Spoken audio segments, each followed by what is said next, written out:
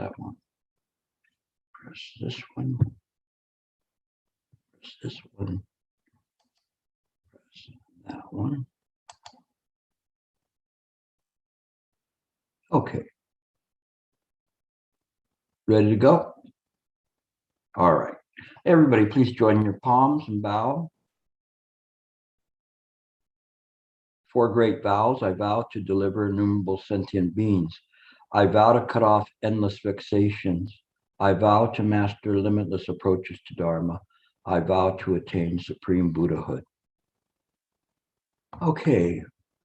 Good evening to you all. We're changing topics today.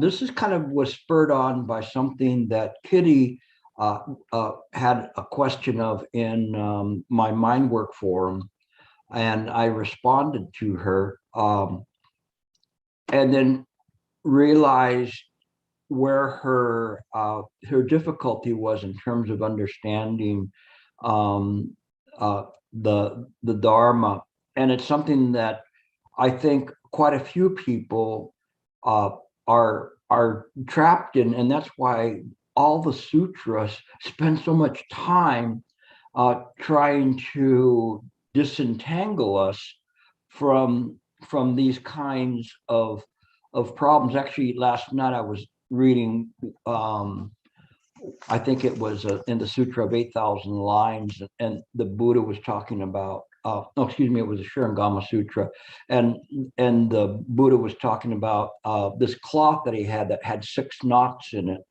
and he said, where do you begin to untie the knots? And it was kind of an interesting thing, and he held it up and he pulled on one side and says, will this do it? You know, and the Bodhisattva said no, and he pulls on this side and says, will this one do it? And he said, no, you can't do that. You have to go from the center. And so the center of each of the knots. But this is a refrain that goes through all of the sutras, whether they're the beginning sutras or complex sutras. They all say the same thing. We just don't get it. And because of that, it makes it difficult for us to really understand Buddha Dharma, because we're looking at it from the viewpoint of a life in being and samsara. And we become confused and believe that this life in being will convert into a lotus flower, or will do something and transcend to become something other than it is. But if we said we built a person simply out of a wisp of smoke, we could, if we were very adept, we could make the appearance of a ghost-like figure with all of that smoke, but it doesn't really mean that that figure is real. It is just a suggestion, just an appearance. But we take that and we look at it and we want to polish it up and get it better looking and trying to do that. And this is from the very, very beginning of the master sitting down with a student that's there, who's saying that they're trying to become enlightened, and he's polishing the tile with his robe and saying, what are you doing? I'm trying to make this into a diamond. And so you can't do that. And the same thing, this is very basic Chan 101, but we miss it. We really, really miss it. And because of that, we can't get to it because of the fact that we have difficulty. Now, I want to start going a little bit deep, but from the dawning of Mahayana. And in this dawning of Mahayana, this passage is quite interesting. And it says, this is from the Sutra of Manjusri's questions about the career of a bodhisattva. Okay, so in case you don't know, you have a career as a bodhisattva. Okay, and there is a person named Nistatara who asked the Buddha, is there anyone within the assembly studying the Tathagata Karya? That's Carya. How would you say that, Santa? Charya. Yeah, that's what I said, didn't I? Charya. Thank you. And so he said, what about Manjusri Bodhisattva?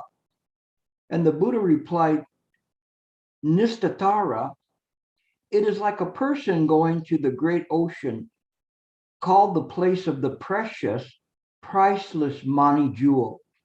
Sometimes they call it Mani jewel or Mani pearl, without knowing that it is the place of the Mani jewel. If someone asked that person if he knows the locale of the Mani jewel, that person would say they did not know. Why is this? Because he or she does not know about the Mani jewel.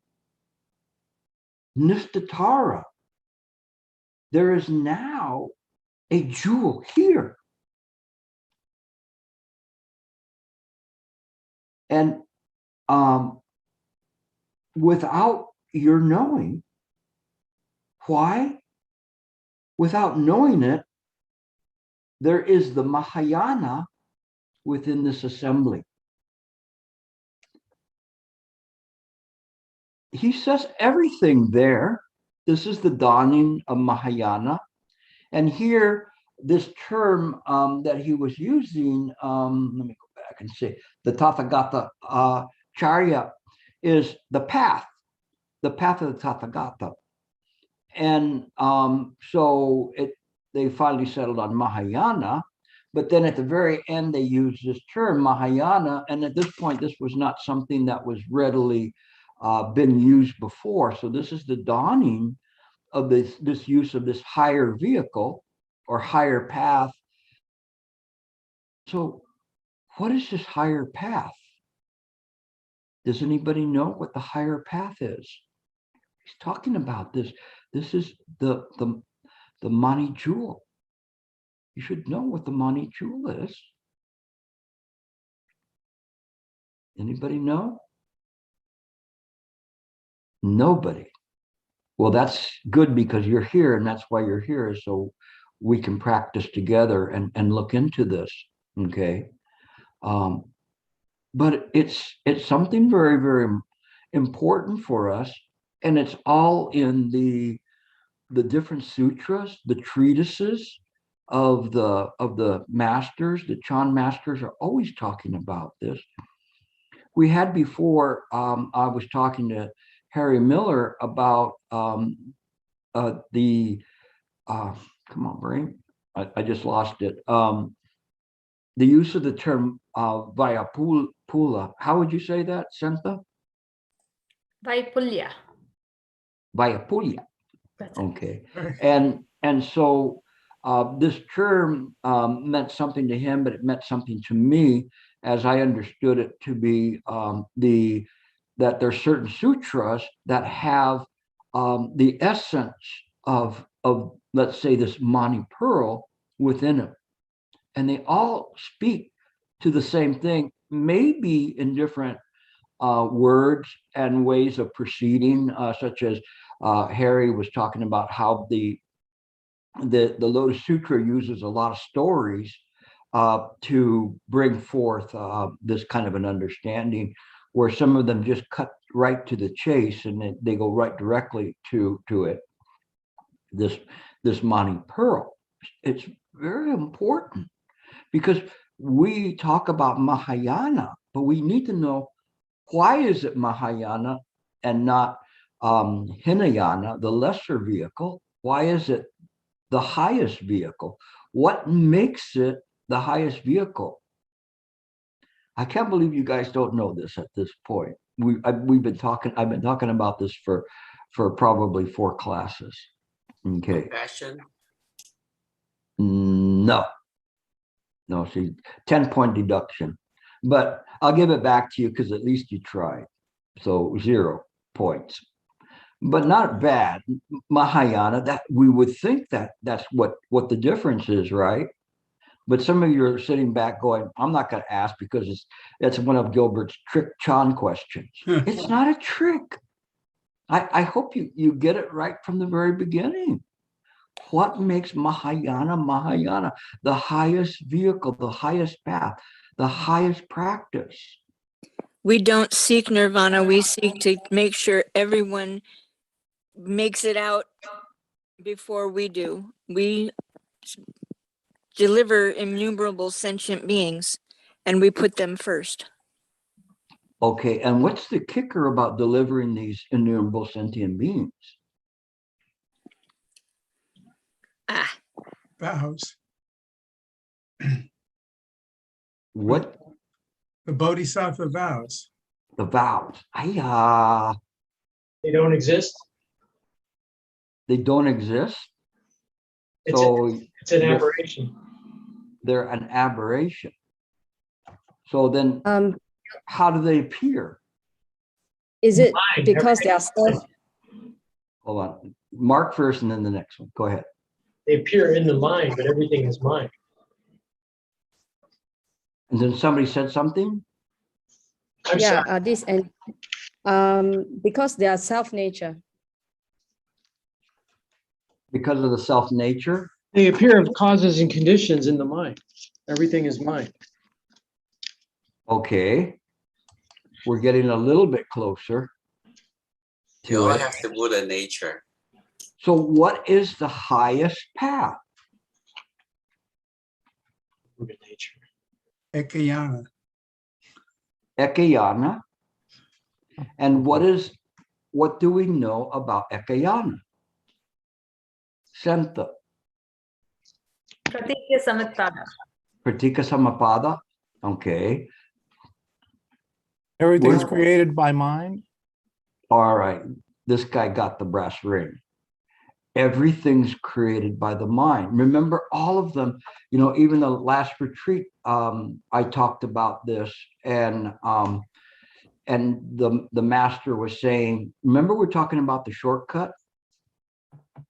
So the shortcut was, this is the Mani pearl or the Mani jewel. Everything is created by the mind. It is the highest vehicle that's there. Compassion is a product of that wisdom that comes there. But it is the understanding that everything is created by the mind.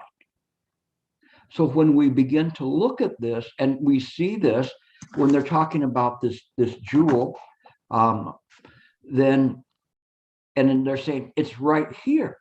It's right here. You don't see it. It sees you, but you don't see it. And it's mind. It's mind, and it is the realization that everything is created by the mind. Today, I almost bought a sweatshirt that was had abstract stuff on it, but it had something very funny on the sleeve. It just said, "Life is a joke," and you go, "Oh, how is that tied to Chan?" Because when we see it and we get a realization, realize what we've been trying to get and trying to do, that is just, it's a wisp of smoke. And we don't see that, even though we hear it and we hear it and we hear it and we read it, we can't realize it. Why can't we realize that? If you do this, this is the highest vehicle. The highest vehicle of practice is to know that everything is created by the mind. It is the Mani pearl. Why? Because it realizes that with its wisdom, that all appearances are, if we cling to them, they cause us suffering. They're not real. It's not real suffering. We understand from that idea that everything is produced by the mind via the 12 nidanas. And so when we see that, this is the highest, because I do not have the aspiration to go to a place called nirvana. It isn't in this way. Nirvana is a state of mind. It is not the whole thing. It is not the Tathagata path. The Tathagata path is thus come, thus go. Just that way, in the suchness, clarity, understanding Pratika Samapada. But when we practice in this way, when we put that in our mind all the time, it's all created by the mind, there's hope.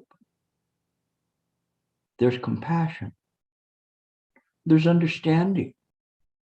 We understand where it all comes from, and we understand that whatever we put into mind will have a change in appearances. And so if we wish to remove suffering from illusory sentient beings, then to see who is having this nightmare, who is dreaming. But we get confused. We get confused and we think that this corporal flesh is dreaming. And I know you probably think, okay, this corporal flesh is not real, it's impermanent. But this mind that we use, that's real. And that's something worth saving. That's not your mind, Ananda. That's what the Buddha shouted at Ananda in the Shurangama Sutra. It's not your mind.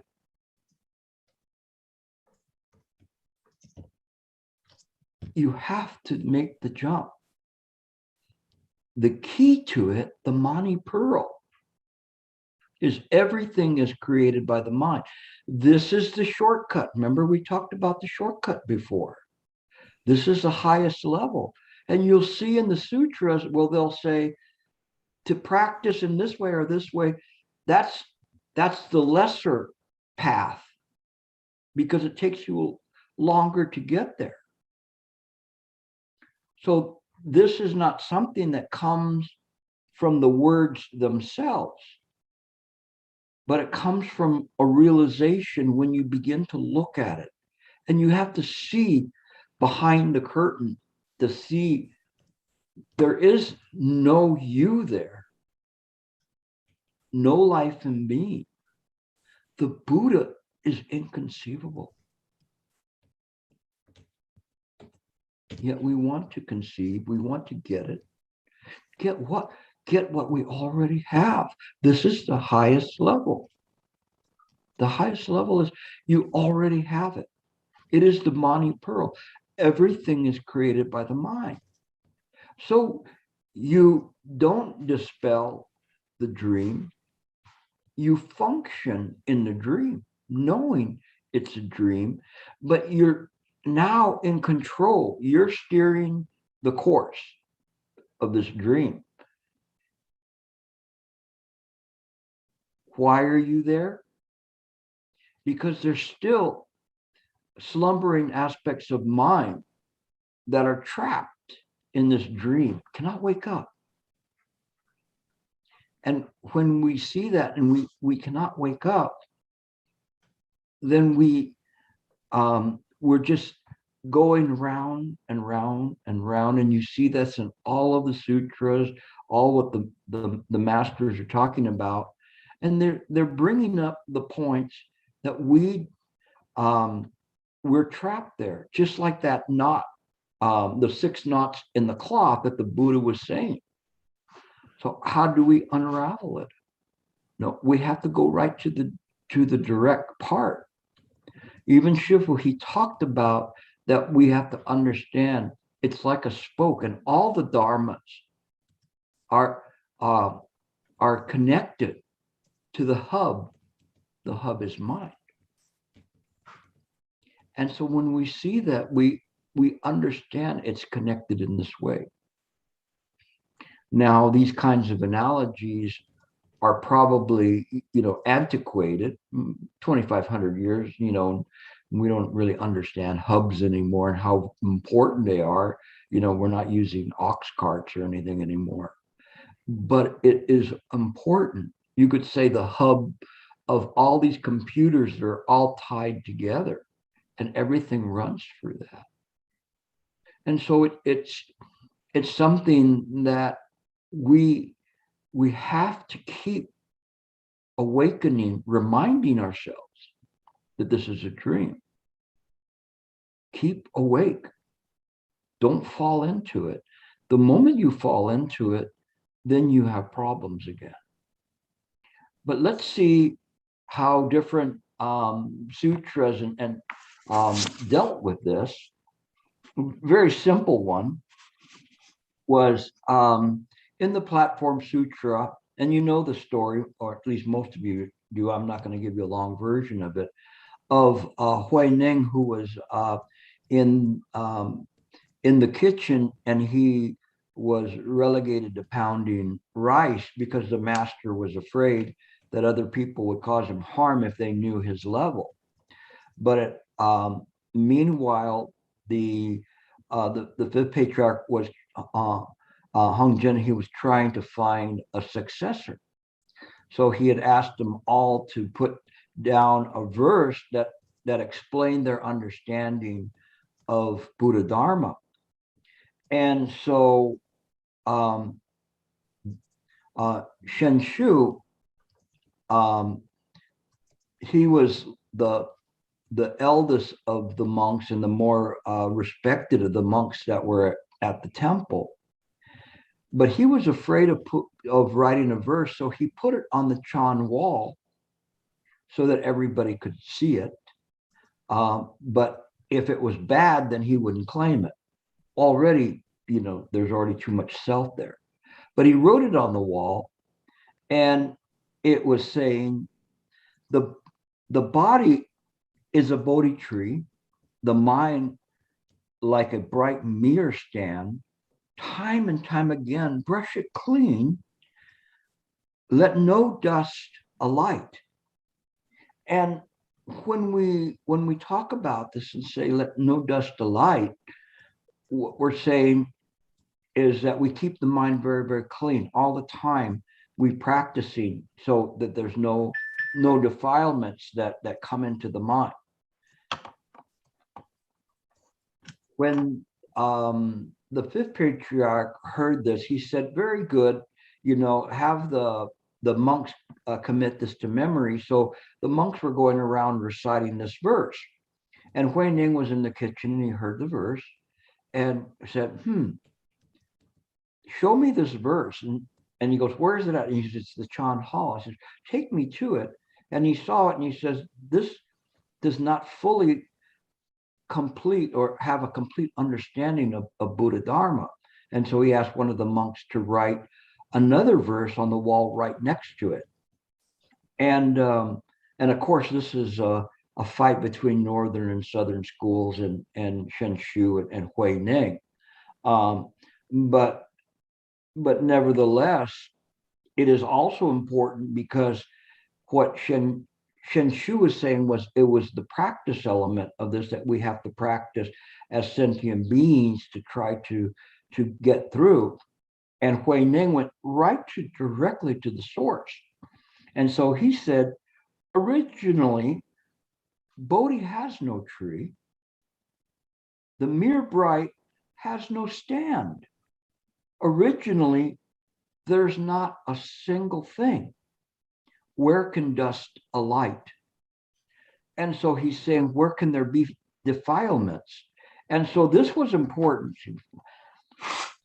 This was important because it represented a shift.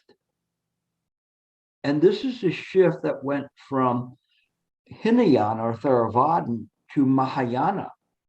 And the difference is rather than things we're looking at and being seen as all real, that they're fundamentally empty. They're empty of any kind of an existence or non-existence. It was not something that we had to prove that this did not exist or it existed. There was just simply this suchness. The suchness is such that it's kind of like a Venn diagram, a circle that's there that holds everything, but yet the circle, I always use the little pointers going out, so it's infinite because it holds everything. Because it's all mind, it's all created by the mind. And so when we see this in this way, we cannot even take one mote of dust and separate it from the rest. Even that one mote of dust testifies to mind. How? You just have to look closely. That mote of dust can represent 1,000,000 universes. We don't know. And I was reading, which was very interesting. I think I was reading a Master Shen commentary on the Sheng Sutra. But in talking about time and eons, he was saying, to us, that seems like a long time. But to a Buddha, it's just a snap of fingers. Why? Because the Buddha is the one that created conceptually the idea of time. It was all created in the Buddha mind, but it doesn't mean that time exists only to those who are clinging to a life of being, a personality, or an ego. To the Buddha, any time is any time. It's different. We are functioning under the set of rules of samsara. The Buddha created those rules, created by the mind. But that is the hope, because whatever was created that appears to be defiled or bad or causing suffering can be uncreated by the Buddha mind. So it's not a negative, it's a positive. And so the Buddha, when he presented this, really couldn't get to it as well as he wanted. He'd already had talked about the 12 nidanas, and everybody was going like this, and they go, do you understand? Yes, yes. Do you really understand? No, I don't understand. And then he went, what am I going to do? All right, let's talk about suffering. Who suffers? And they all raise their hand. Okay, now we've got something going here. And so then he talked about suffering and the cause and all of it. And we know from the Heart Sutra, right, that it says there is no suffering, no cause of suffering, no cessation of suffering, and no path, no way, because everything is just mind. It's all mind. And if it's all mind, that means anything that appears within it was created by mind. This is the emptiness of this profound emptiness. We never really bother to contemplate this. We just try to think about it. Let me think about this, and you're trying to think, but you're not really looking at it in a way in which it is that insightful or profound, because you're using samsaric reasoning to try to calculate something that's far beyond that. But if you just let go, then it will work. So when we talk about the suffering, and then we understand, but if we get caught up on the suffering part, then we miss it. And that was the quantum shift in Mahayana. This highest vehicle is that all of this stuff is just the suchness. And the Tathagata Garbha Sutras went further and said, this is the Buddha womb. Everything is created in this womb. It is not the Buddha womb that you may one day become a Buddha. You're a Buddha, but you're not a standalone Buddha. It is just the Buddha mind that works. But you as an individual, tomorrow, let's say you woke up like a Buddha, what clothes would you wear to look Buddha-like?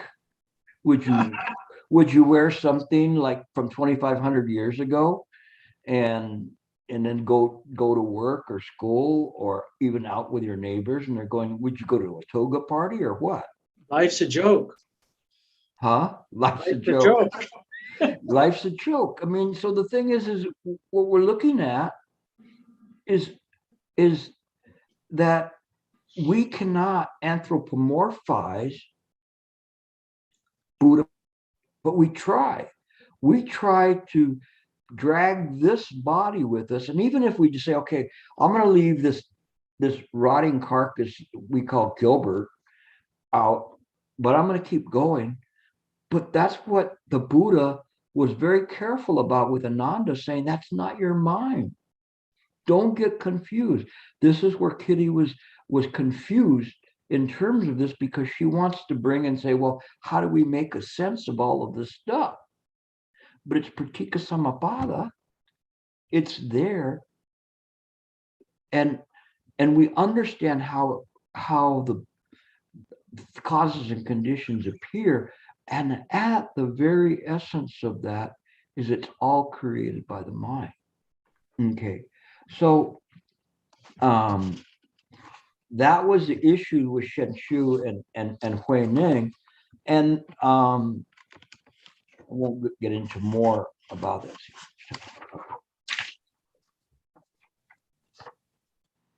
One more part from Hui Ning on the Platform Sutra. Once he was conferred that he was the sixth patriarch, he left at nighttime, and so Hongjin made sure that he was not going to be. He got a head start. And then people started chasing him. They wanted the robe and the bowl from him. And when they went to take, they were trying to find him to take it away from him. Like, what are you going to do? But it's very funny because people will do things like that. I mean, the have even with a Dharma heir, people will look for the ways to try to cut you down, and it's very pitiable. But I don't know whether they do it out of ignorance.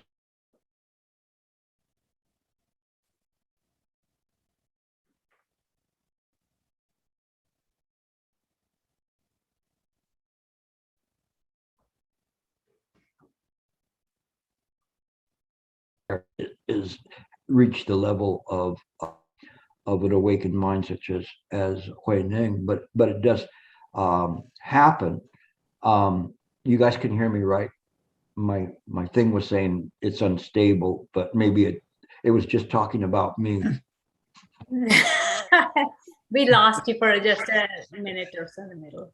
Okay, all right. So I'm back, and so when one of them caught up with him, and his name was Hui Ming, and Hui Ming was able to trace him, and because he had very good skills in tracking, and when he saw the robe in the bowl there, because Hui Ming, when he felt this person was near, went into the forest.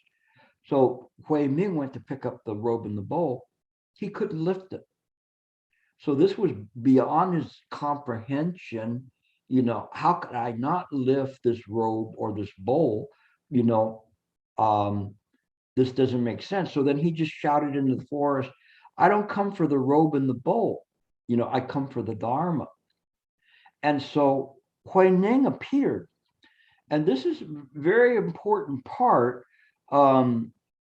because Hui Ning came out and he said, Hui Ning came out and sat cross-legged on a rock, and then Hui Ming bowed to him, and so either bowed or did prostration to him, and he said, I hope that the cultivator will teach the Dharma for my sake. Hui Ning said, since you have come for the Dharma, you may, and I will teach it to you clearly. And so he had instructed him to sit. and clear his mind. So this is very important aspect about this, to sit and clear his mind. He didn't just simply tell him, just I'll tell you right now, here's the secret. He had to have the proper setting so that the mind of Hui Ming was unobstructed. And at that point, then he said, after a time, so we don't know how much time that was, but we know there was a time that they were sitting in meditation. And he said, with no thoughts of good and with no thoughts of evil, at just this moment, what is the superior one, Hui Ming's original face? So he's telling them the superior one. So he's acknowledging that he's using Buddha mind and looking for his original face. We always talk about that. We always hear these Chan things, you know, what was my original face before I was born? We go, wow, that's so deep. Let me try to contemplate it. What is my original? Maybe if I put my hands up, whatever you are thinking about it, you're not contemplating. If you contemplated, the original face will appear naturally. Because he was sitting in contemplation for a substantial amount of time, when Hui Ning asked him the question, and because of the causes and conditions and the sincerity of Hui Ming, he instantly understood. When I say understood, realized or awakened, not understood in the normal sense of, oh, I get it. No, you don't get it. You can't get it. It's not that kind of understanding. It is just to realize that everything is created by the mind, your original face. Where could you not see your original face? It's like going to the water and looking, and you'll see your face there. But even if you look at a tree, you could see your face there. How is that? Because we don't necessarily shut off the senses, but we utilize the senses to see through things, to see clearly. Everything is created by the mind. So it says, at these words, Hui Ming was greatly enlightened. And actually, Hui Ming then had changed his name because he was so indebted to Hui Ning that he changed his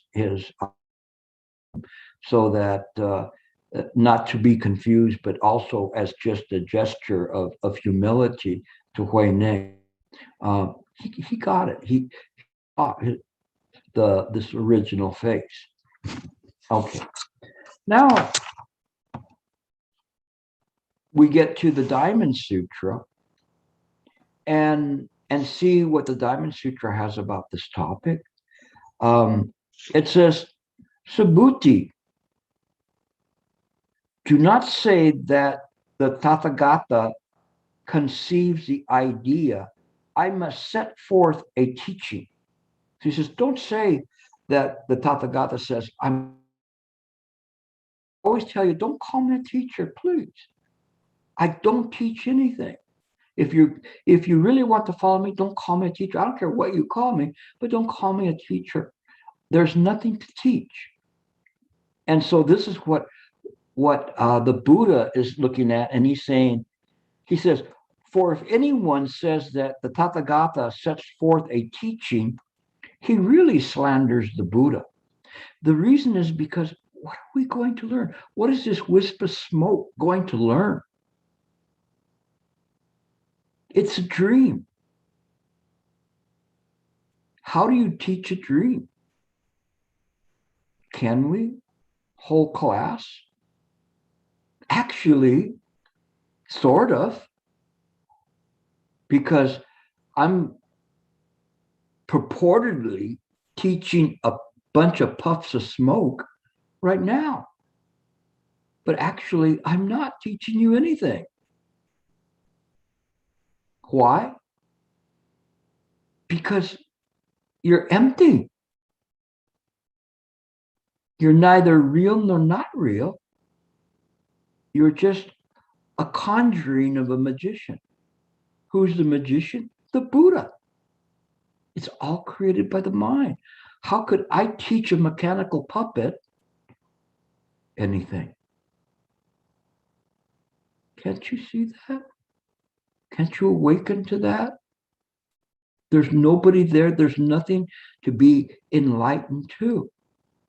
You just awake to see that everything is a dream. Continue.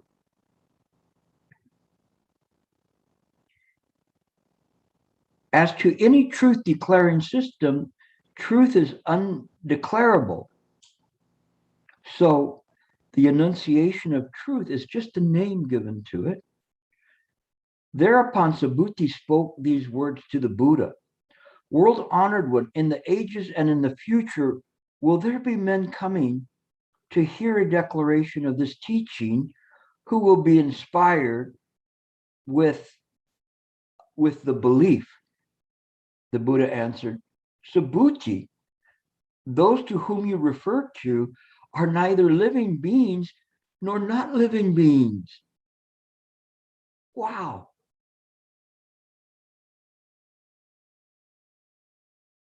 Like, knock, knock, knock, knock.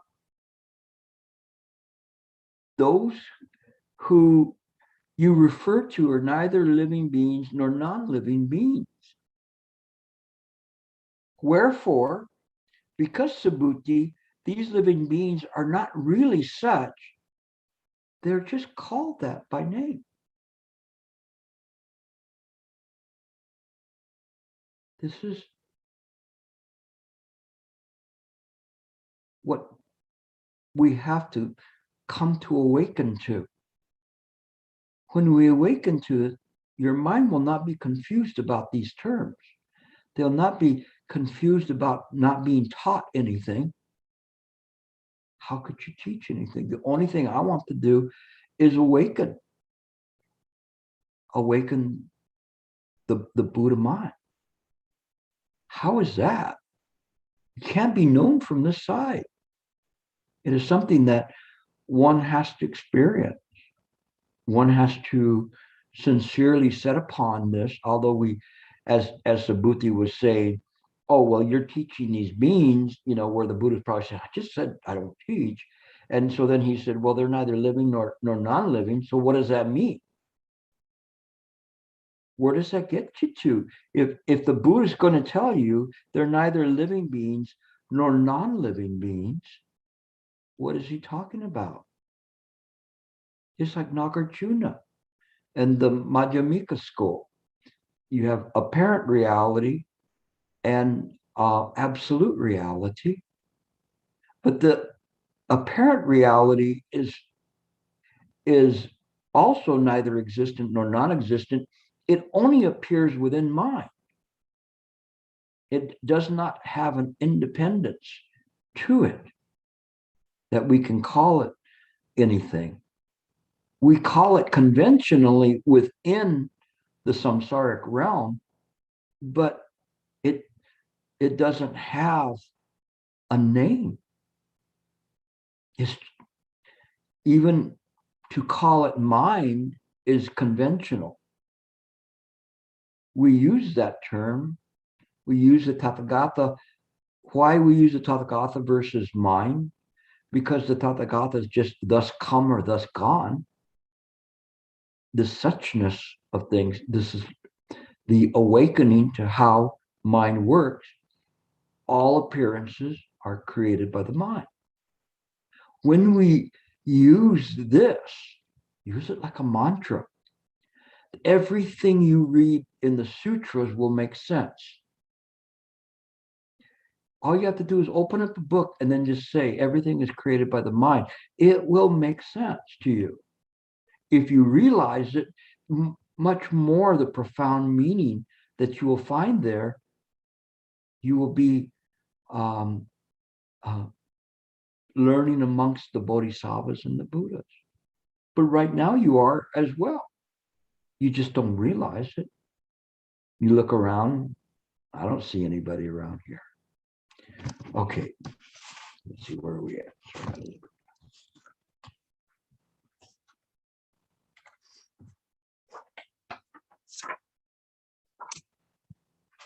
This is going a little deeper. This is from Huayan school. And in the Huayan school is referring to the Vilamakritti Sutra.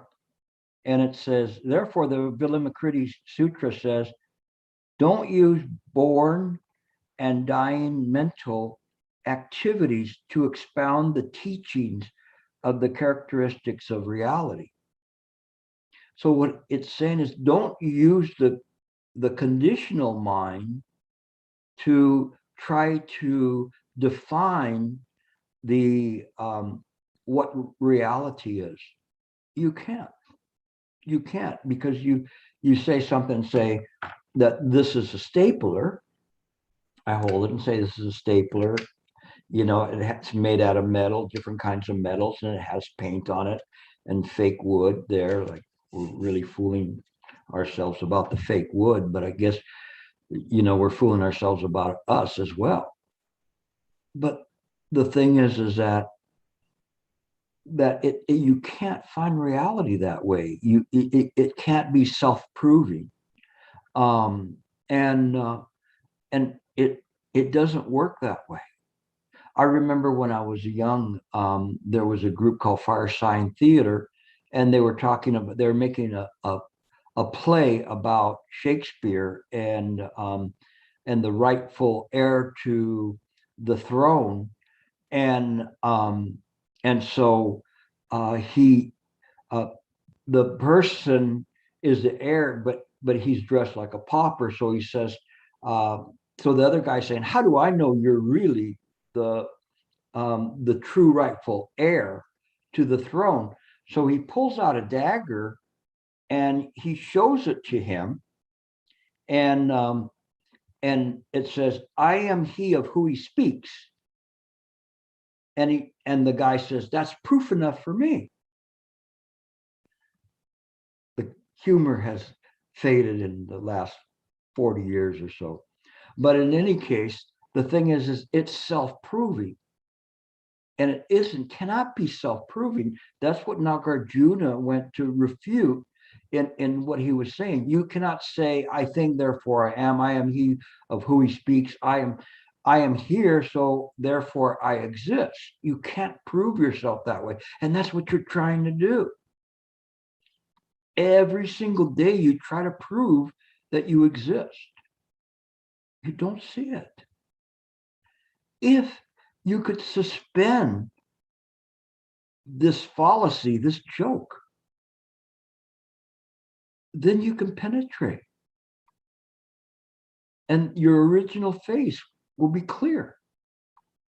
But as long as we hold on to this life and being, a personality, we cannot do that. That's why the Diamond Sutra talked about that there is no ego, personality, or life and being. Because by saying that, it's self-proving. And it's self-proving in this dream. We are engaged in this dream in a very funny way, very curious, because the world as we see it is not real in a provable way, in demonstrably provable way from the samsaric side. We are not engaged necessarily in delivering the illusory sentient beings as much as we are interested in awakening those who are dreaming that dream. And who is dreaming the dream? Of course, you know that, right? Who's dreaming the dream? I'm looking at you guys, and you look like just looks like a picture from a high school album. Nobody's moving. Buddha mind. The Buddha mind. The Buddha mind. It's just this. We cannot define it. We cannot teach that. How could we say, what is that? We cannot say that. But this is Dharma training, to look at this, look at it deeply, to contemplate it, to try to break through. If I could teach this, wouldn't you think you would have gotten it by now? You have to walk that walk, that to break down the idea of this false identity. You're walking around like Clark Kent. You have no idea what your true noble identity is.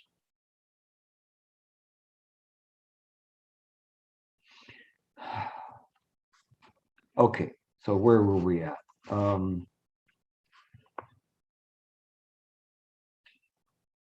So first, it is necessary to strike down conceptual attachments. Only then can you enter complete illumination. If anyone sees immediately that all things, like material form, come from conditions, this is at once the conditional origination of the universe.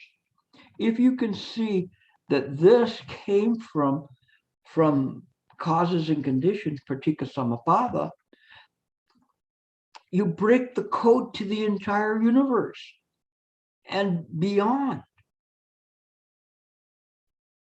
Looking at your faces, I can see nobody broke the code yet, at least not tonight, but keep trying. It is no longer necessary to use the preceding techniques, but those who are not able to enter the stage directly should start from the beginning and proceed to the end, questioning everything one by one to bring about the cessation of confusion and the end of delusion. To eliminate things, cut off words, see the essential nature, bring about an understanding. Only then can this be considered getting the meaning. So now comes a question. How can we see such things as material form and thus be able to enter the great universe of interdependent conditional origination? So we're saying, how can we see this form and say, this is paticca samuppada, right? Because he just told them, do this. This is how you do it. Question everything. So the answer is, because of the basic true reality of all phenomena, such as material form, has no explanation, it is beyond the scope of the deluded mind. Therefore, the scripture says, verbal explanation is used separately. True reality is beyond words and letters. There's Chan right there. It's right, Hua Yan's bleeding right into Chan. Therefore, seeing eyes, ears, and such phenomena, we see them enter into the interdependent conditional origination of the universe. Why? All of them are devoid of a substantial nature. And because of their insubstantiability, illusory characteristics come to be. Because they are born from conditions and do not exist of their own nature, it is because of having no intrinsic nature that there can be illusory existence. For this reason, nature and characteristics merge, completely contained in the whole. This is how we enter the great universe. So when we see things, we see that they cannot be on their own. This was not here and was dug up and was dated 60,000 years ago. was made due to causes and conditions, due to stamping, the mining of the metals, the necessity for managing papers or whatever in a cheap way. All of these things come, but we cannot say that it's independent of all these other things, causes and conditions that come into being to bring forth the stapler, or for you for that matter. You see? So it just doesn't apply to the stapler. If you can see that in that, then you should be able to see it in this body. And then you see the body not as you believe it to be you, but you see that ultimately it's not real. It's impermanent. It's a dream. Where is this dream appearing at? Where indeed? Right now. Where am I appearing at? Am I appearing on your computer screen? Is that really me? Even if you saw me, where would I be projecting upon? You got to dig deeper. In this Huayan passage, it's saying, don't take things at face value, literally. Look further and further deeper into it so that you no longer are holding on to anything in this way. We see clearly. We see the clues. We understand. Why did Master Ling Chi say that for 12 years he's searching for this thing called karma and hasn't found anything even the size of a mustard seed to be called karma? Yet we talk about karma all the time because he went right to it, right to mind, and took the shortcut. It's all created by mind. If it's created by mind, then we do not have an independent existence. Therefore, karma is inapplicable. But it follows in the sense of this illusory body. What is awakened is not Gilbert. Truly, if Gilbert was awakened, he would really not, I would say for you to run for the hills, because I would be immortal. Would you really want a 500-year-old Gilbert walking around? What's that smell? I don't know. Think about it. So don't be in love with your body, this self-centeredness, self-conceit, self-love. Let it go. The masters, they all talk about, why do you want to be in love with your body? It's stinky. It's not perfect. Do you think that we're perfect beings? And even our idea of what is beauty is so divergent, and depending on the cultures and what we see, skin colors, noses, ears, hair, or lack thereof, all of these things, who sets these standards? And we suffer and suffer and suffer.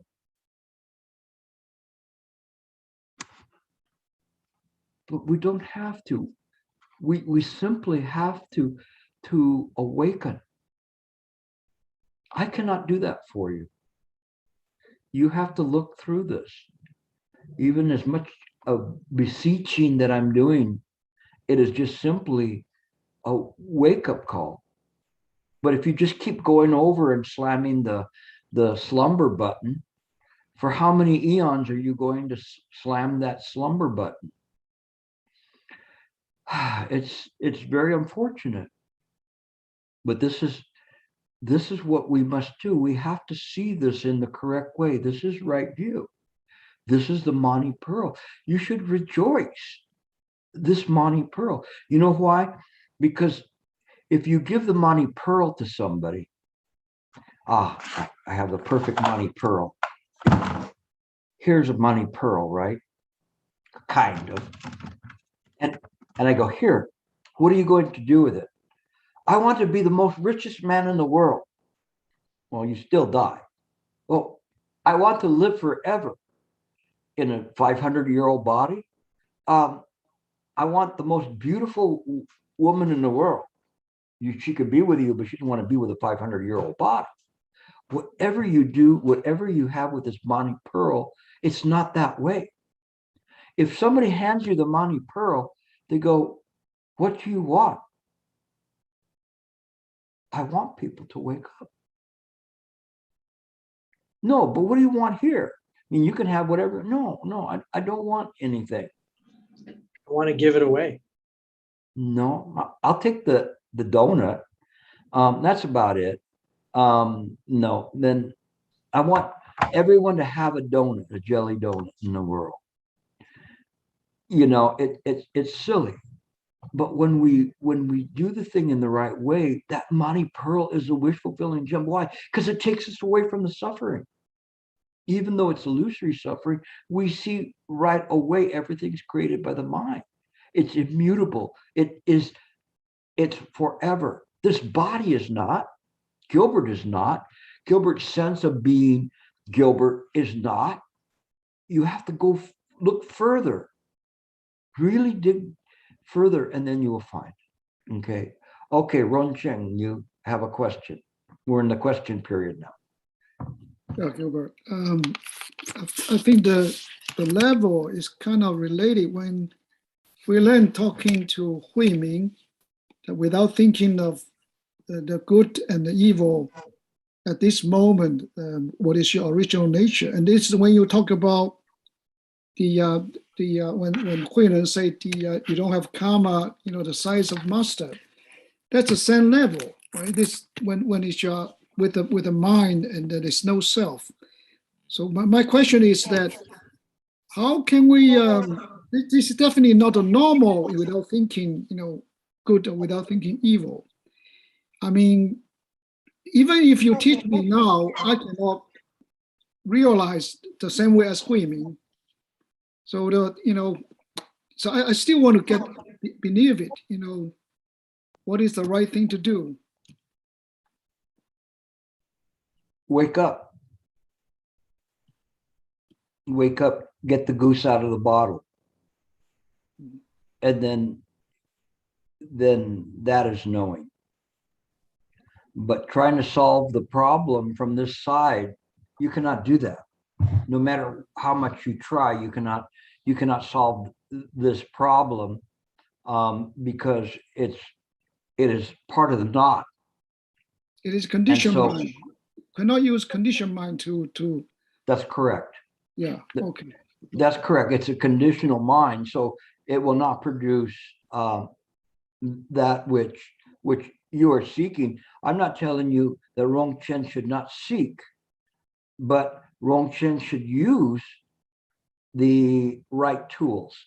We should not utilize it in order to practice, and we practice and try to do that like Shen Shu, that they call that's the second level of practice. The first level is going right to the source. That's why Hui Ning, in terms of that, even though there was issues as to whether Shen Shu or Hui Ning were the rightful sixth patriarch, Hui Ning's approach is one that points to mind. And so you can't go wrong in terms of going that way. Sometimes we can play like a bodhisattva, I'm going to play like I'm enlightened, or I'm going to play like I'm a bodhisattva or whatever. That doesn't help. It helps in some ways and maybe a better beneficial rebirth, but it's not the direct method. It's not the Mani Pearl. It is not the shortcut. The shortcut is just simply seeing everything created by the mind. So if you look at that in this way, and you saw so many different passages that I read, that even though they're coming from different points, they're still saying the same thing. Question everything, look at everything, see things, because that's awakening. You're awakening, and you're going, I don't know if that's real or not. No. And so we don't do that and just simply go and say, this is not real, this is not real, this is not real. We also have to question what our original face is. This is the key. This is what Hui Ning brought, which was called Subitism. Subitism is the instant awakening. It can happen, but it cannot happen by virtue of simply the practice, unless it's a very diligent practice that doesn't give rise to a sense of self. If one practices the paramitas correctly in the Eightfold Path, they can ultimately get that, as long as they're not practicing for the sense of getting something. Then they will only become better citizens, but they will not get it. But the shortcut is looking and seeing that everything is created by the mind. Okay, so yeah, you're approaching it the right way. Thank you. Okay, other questions?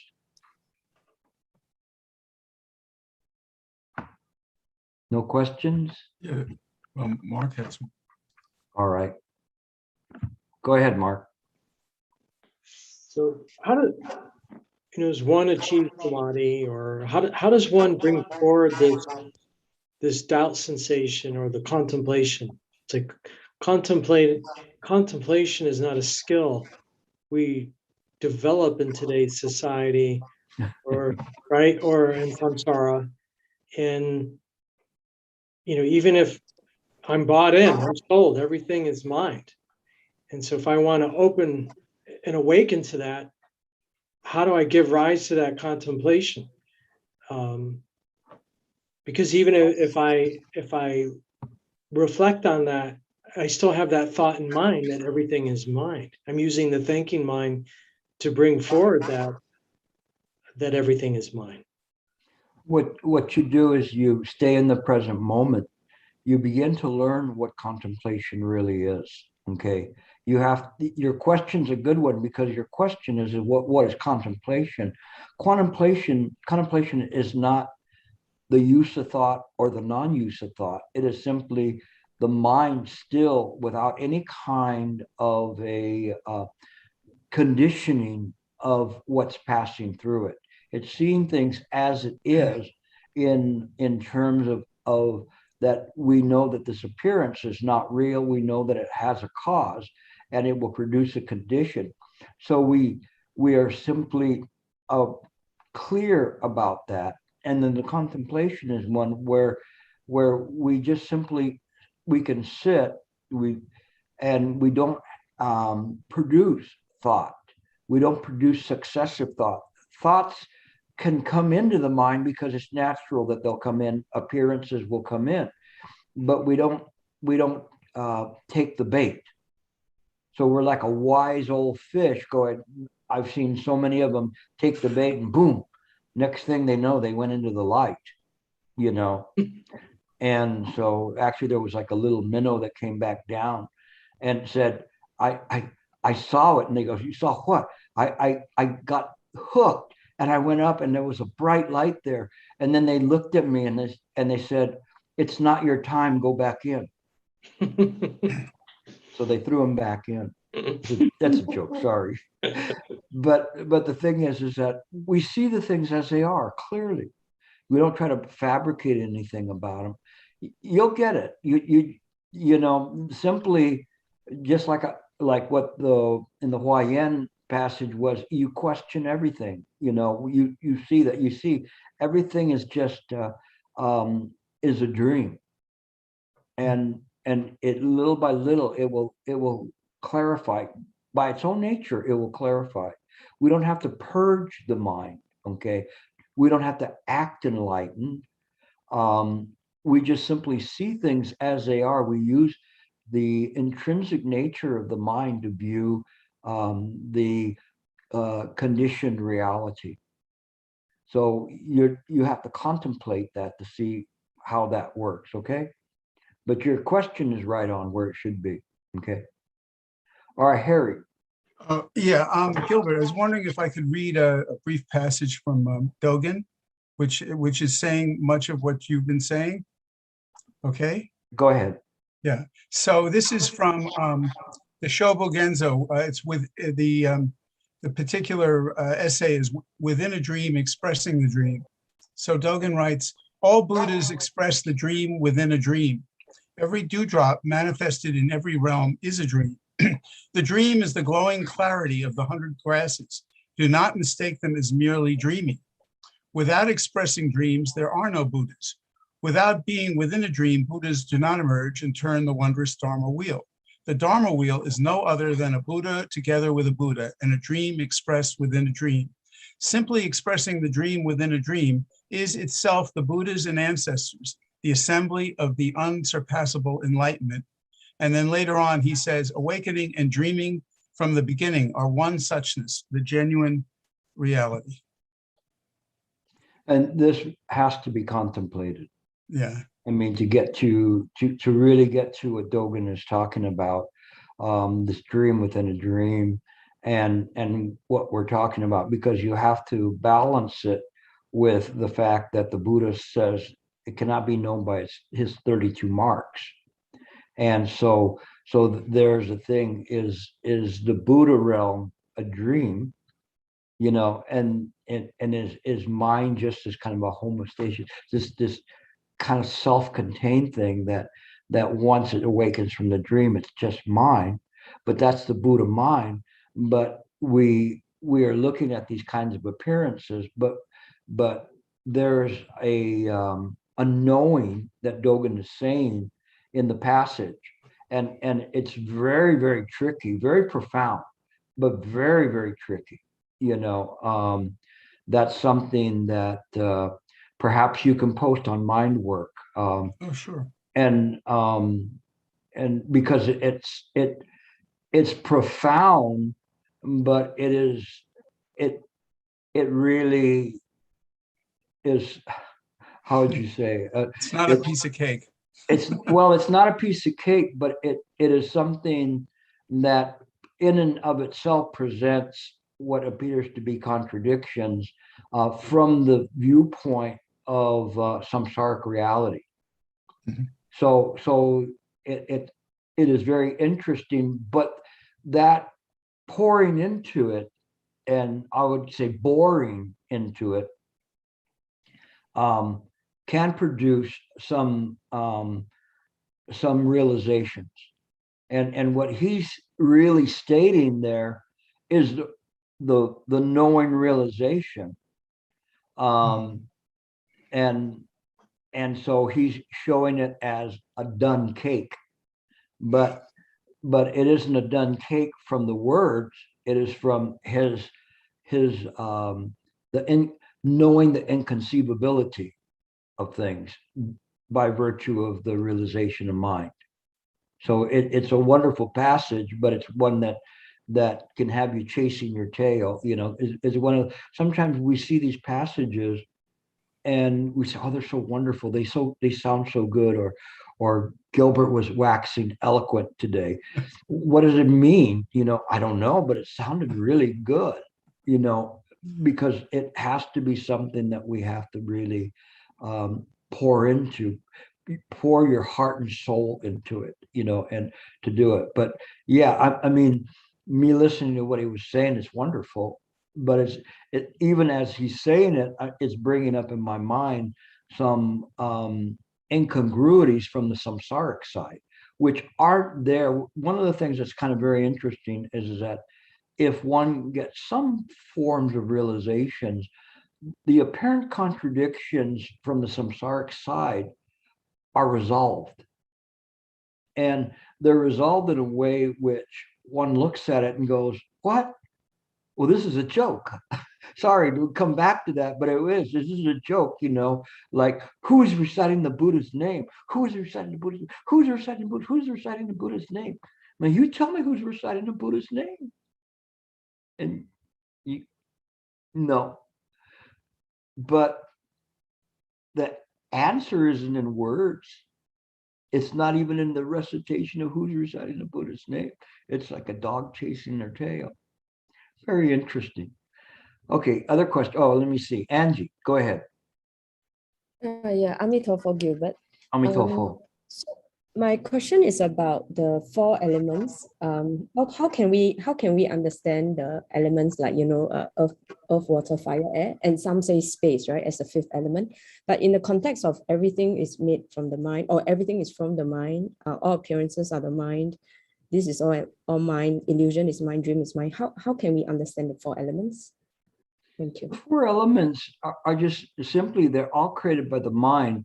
When we look at it and we see that, we have to realize that that too is a dream.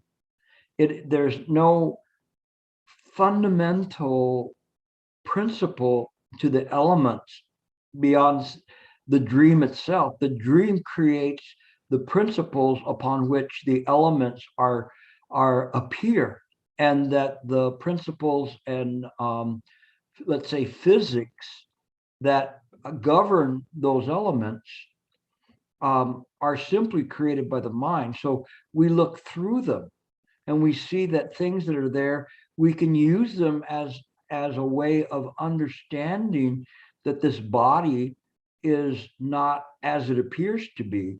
I mean, if you start looking at your body, can you see through your body? Really? Do you think you could see through your body? Of course you can, because all it's made up is of atoms and these electrons that are moving around, and it's not, it appears to be real because of the speed, but if you really looked at it and froze those electrons at one point, you would be able to see through the body, because it's not real. It's just a construct. And if you understand that, then you understand the universe. It's the same way. If we look at the body of the universe, it's the same as looking at the body, our body. Where's Michael? Michael, what's the distance between, you've heard of that where you have an atom and you have an electron, and if they said if you had like an atom the size of a marble, like the electron would go out like hundreds of miles, if not thousands of miles, if you had that. So it's not, do you know what I'm talking about? Yes, so it's I forgot the ratio, but it says that everything is empty basically when you look at the physics from a physics point of view. But one has to say the emptiness in quantum physics, it's a vacuum. It's made up of, they call it virtual particles, like particle, antiparticle will spontaneously create out of nothing. And since it's not allowed, they destroy, they annihilate again, plus and minus, all the time, everywhere. So it's a bubbling field of potentiality. This is a quantum vacuum. You see, Angie? So, you're talking about the elements, and we just pretty much just destroyed them, and we're not even talking about antimatter, because the physicists, they weighed the universe and realized it was short, by about 50%. And then they realized that was the antimatter. We talk about substantial and insubstantial.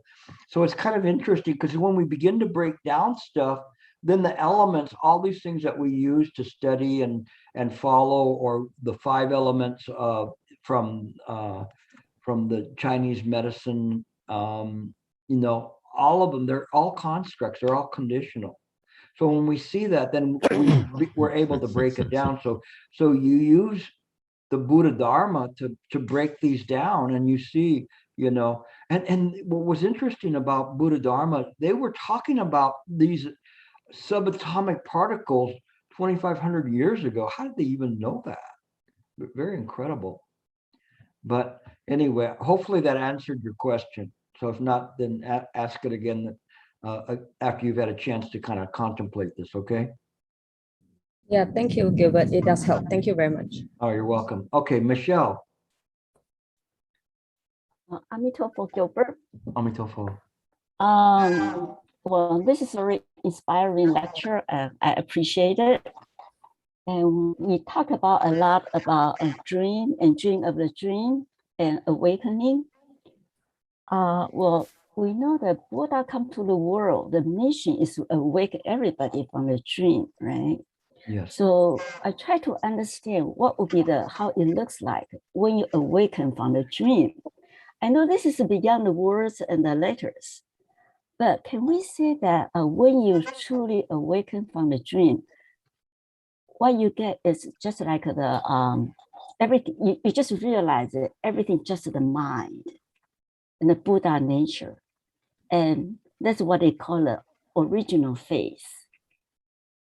It's difficult because without some form of a realization, even if someone has a realization, using words to describe mind, it fails miserably. And then if you do certain things and people want to copy those experiences and say that they've had them themselves, but it isn't in that way. The only thing I can tell you is that it's ordinary and mundane. There's nothing special to it. I know it sounds like, well, what the heck am I practicing for if I don't get to go to Disneyland or whatever after standing in line for so long? But it is in this way. It's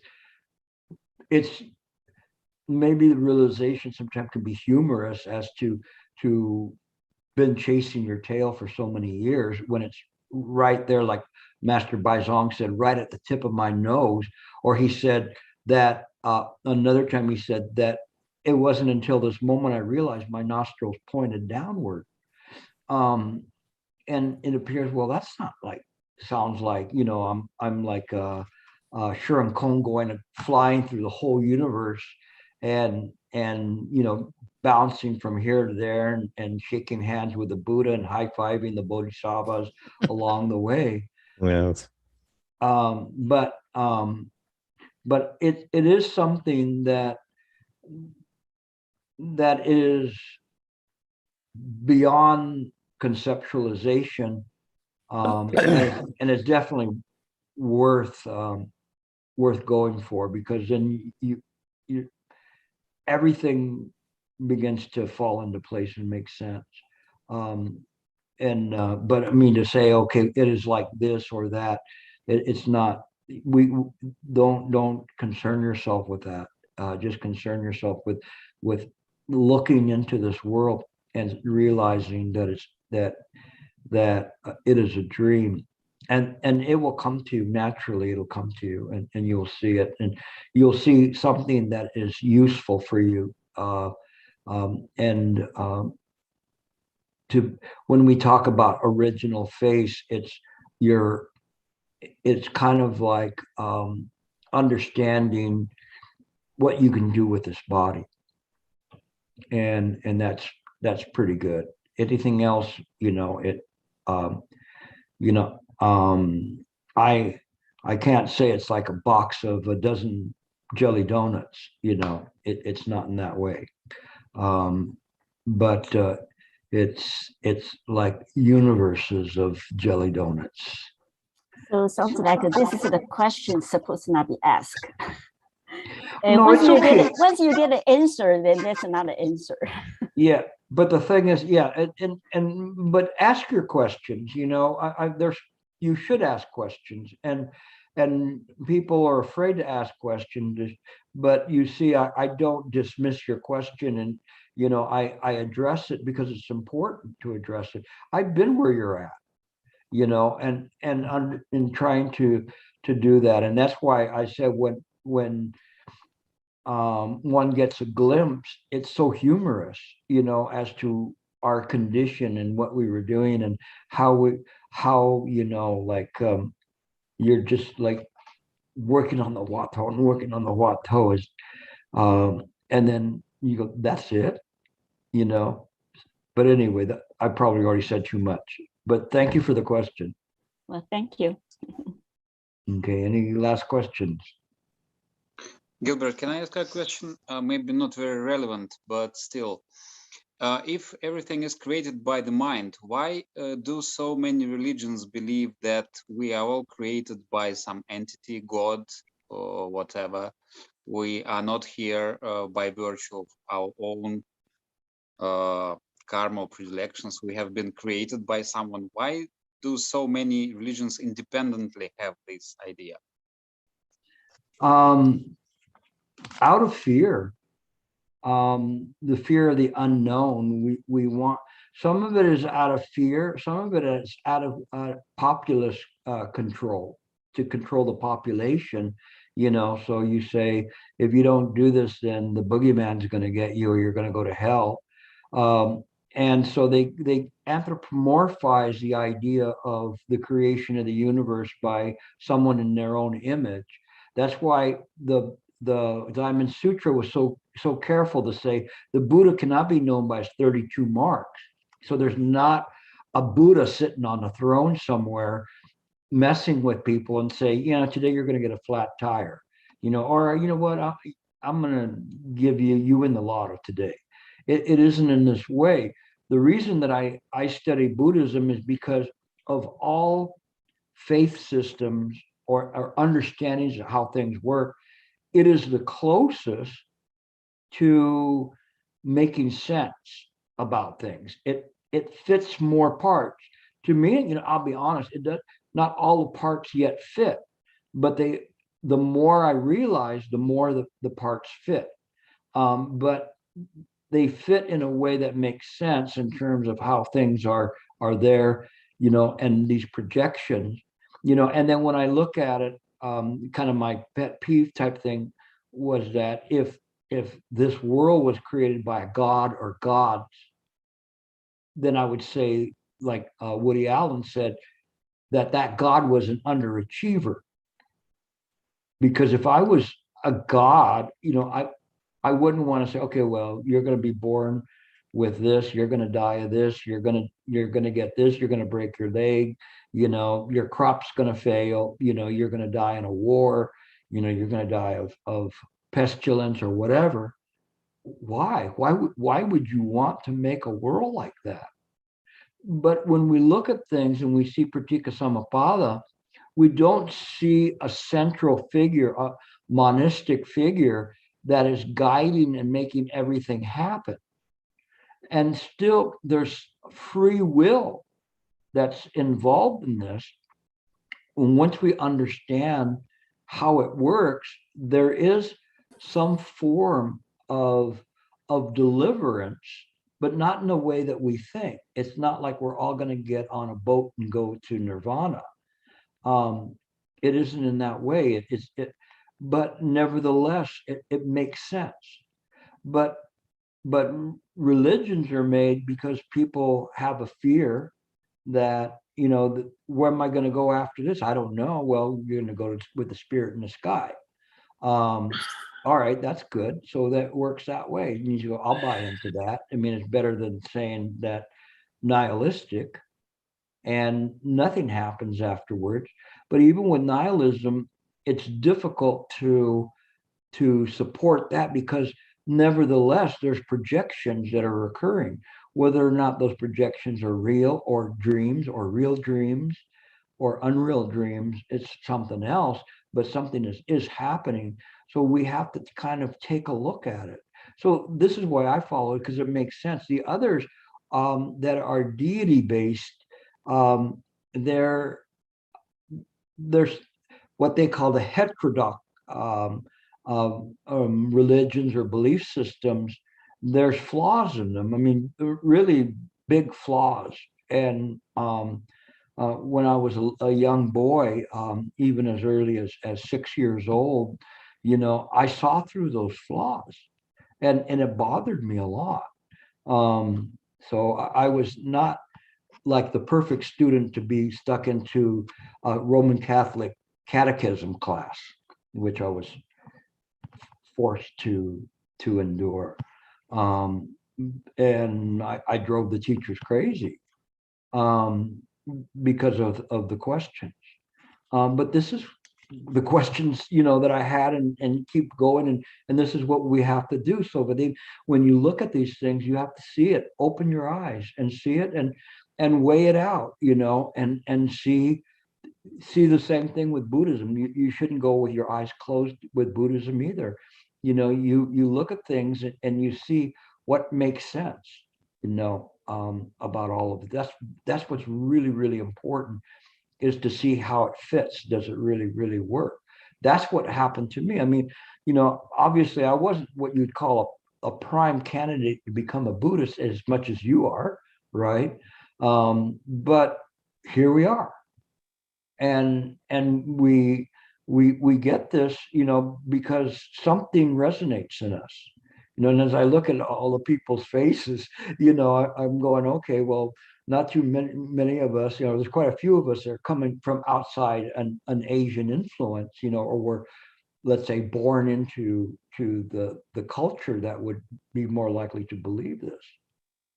And it's because it makes sense. At least that's why I did it, is because it made sense of all the things that were there. Even if I'm wrong, the wisdom that I get from this, it can't be bad. It can't be bad. The things that I ask people to do or to guide them to do, that can't be bad. And if for some reason there's a God that's there, that I made a big mistake and there's a God and I'm before him, and he wants to send me to hell because I didn't believe in him, even though I did good, then I really don't want to believe in that God. I mean, that doesn't make any sense. I don't understand a jealous God. And that was something that was, to me, it didn't make any sense from when I was a little kid, and it makes less sense now. All right, I'm off the bandwagon. Okay, but I mean, that's the reasons, I think, more. All right. I think that's about it for today. So I thank you all for coming. This was a little bit different class, but I wanted to change it up on you a bit and to present a class that gave you more an opportunity to contemplate rather than me kind of laying out some stuff. And I kind of false started this week about 3 times in terms of giving a lecture, and then I finally put it together earlier. So Santa saying 15-minute meditations followed. So stay for that. If not, if you're on the East Coast, and it's time to go to bed. So have a pleasant evening. Good night. Stay healthy. Okay. Be careful. Say a final word for Thank you, Gilbert. Thank you, Gilbert. Thank you, Gilbert. Thank you, Gilbert. Thank you, Gilbert. See you next week. Thank you. Happy Thanksgiving. Yeah. Pray for the turkeys.